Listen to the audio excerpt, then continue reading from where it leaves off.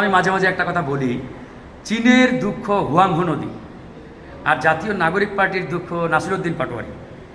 মানে চীন যেমন আমরা ইতিহাস থেকে যতটুকু জানি, এই হুয়াংহো নদীর কারণে প্রত্যেক বছর চীনের যে পরিমাণ ড্যামেজ হয়, ক্ষতি হয়, এটা চীন আসলে পুষিয়ে উঠতে অনেক কষ্টসাধ্য তাদের। ঠিক একইভাবে এই যে জাতীয় নাগরিক পার্টি যারা নতুন রাজনীতির মাঠে আসছে, তারা ভালো করুক, রাজনীতিতে গুণগত পরিবর্তন নিয়ে আসুক, তারা নতুন রাজনীতিক বন্দোবস্তের কথা বলছে, আমরা ওয়েলকাম জানাই। কিন্তু নাসিরউদ্দিন পাটোয়ারি সহ দু একজন নেতা যে ধরনের উদ্ভট এবং যে ধরনের লিমিটলেস বক্তব্য অনবরত দিয়ে যাচ্ছে, এটার মাধ্যমে প্রমাণিত হচ্ছে যে তারা আসলে নতুন বন্দোবস্তের নামে জনগণকে বা আগামীর প্রজন্মকে কোন রাজনীতি উপহার দিতে চায়। যেমন এই নাসিরউদ্দিন পাটোয়ারি গতদিন নেত্রকোনাতে একটা বক্তব্য দিয়েছেন সাবেক স্বরাষ্ট্র প্রতিমন্ত্রী লুৎফুজ্জামান বাবর সাহেবকে নিয়ে, এবং এই বক্তব্যের তীব্র নিন্দা আমরা নিজেরা জানিয়েছি এবং অন্যান্য দলের অনেকেই জানিয়েছে।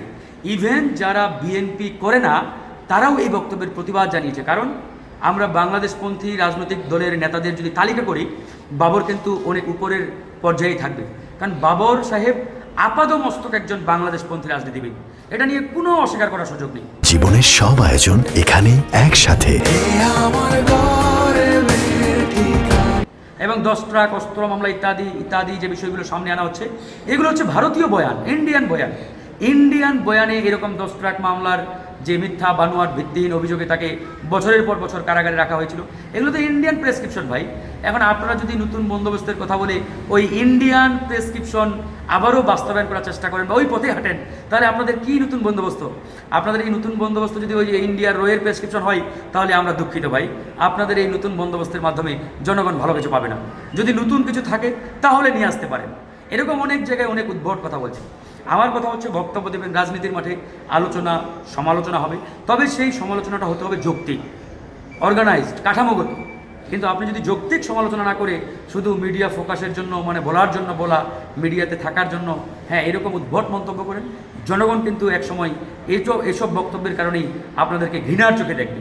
জানেন যে কক্সবাজারের যে চকরিয়া, যেখানে বিএনপির স্ট্যান্ডিং কমিটির মেম্বার জনাব সালাউদ্দিন সাহেবের বাড়ি, সেখানে গিয়েও সালাউদ্দিন সাহেবকে নিয়ে তারা বিশেষ করে পাটোয়ারি বেশ কয়েকটি এরকম মানে অসংলগ্ন মন্তব্য করেছে। তখন আমরা বলেছি যে আরে ভাই, সমালোচনার জায়গায় হবে।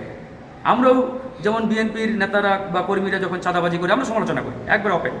কিন্তু তা বলে আমি ওই যে অসংলগ্ন কথা, লিমিটলেস বক্তব্যের মাধ্যমে, মানে এরকম মিথ্যা বানোয়াট, মানে ধরেন যে এরকম শব্দ চয়নের মাধ্যমে আমি ধরেন যে বিএনপিকে এক প্রকারে টার্গেট করে বক্তব্য দিব, এটা তো আসলে কাম্য না। আমার কথা হচ্ছে, কেউ যদি অন্যায় করে অন্যায় কথা বিরুদ্ধে কথা বলে, কিন্তু আপনি এরকম উদ্ভট কথা বলবেন, এটা তো আসলে ঠিক না।